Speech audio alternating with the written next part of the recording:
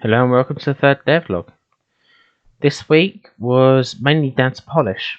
I've taken many of the bugs and issues that I've found both just through testing on mainly Wednesday and fixed them and progressed the game, including the second mission where now there is a full building system, which is not entirely well. The building system is finished, but not the unit creation system beyond it. However, that is to be finished next week. But on Thursday, we conducted a full playtest, which means that a number of bugs and glitches were made known to me alongside a lot of different changes that I made in response to the feedback. One of which being a fairly minor change, but a major change when it comes to how the gameplay works, which would be that now the units, if they would like to work, actually will be able to engage the enemies while moving. This basically changes a lot of the difficulty and makes it a lot easier to take out the enemy and makes it a lot simpler, meaning you don't have to stop and start all the time, makes it much more reliable.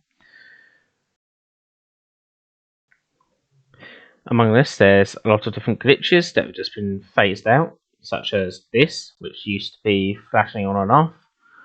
There were the anti-tank guys, which were not working at all. So that has all been fixed, and I've just realised I've left this in from testing.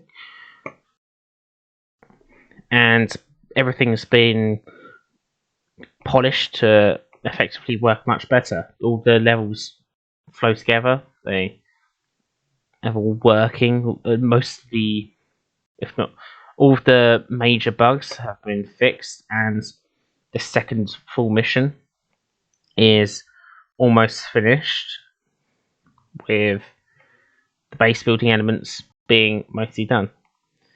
While I got less done this week than I would like to, I'd have preferred to be able to get mission 3 and 4 done alongside this, but with the sheer amount of feedback and bugs that were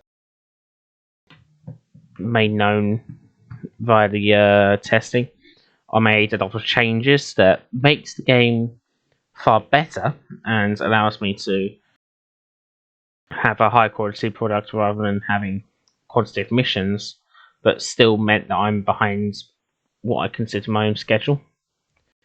The removal of 4 missions from the plan has given me much more time though, and I've planned up to this point in a way in which I'm able to cut off missions without it affecting the rest of the gameplay. Alongside this, I'm also removing the troop transport capabilities, as it isn't needed for these missions, and it would add a major complexity when it comes to code when it's really not needed. I've got enough issues alone with complexity. Next week, I hope to finish the second mission, and the second, third, and fourth missions all on probably Monday.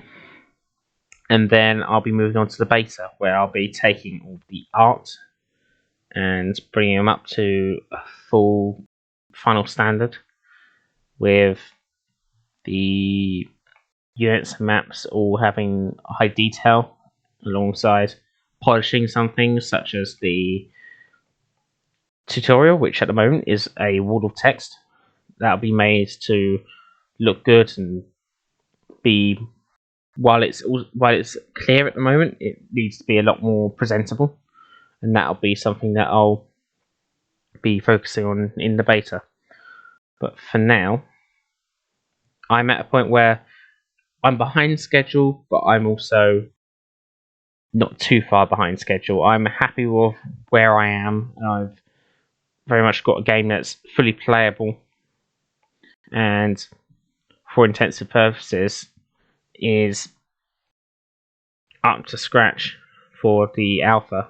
Once I finish the second mission, create the third and fourth ones, which won't take anywhere near as long as I've already got all the mechanics in place, then I'll have the alpha done and I can move on to beta for the majority of next week, and that should be far simpler and far less stressful as I bring up mainly art. That's it for this week, and see you next week.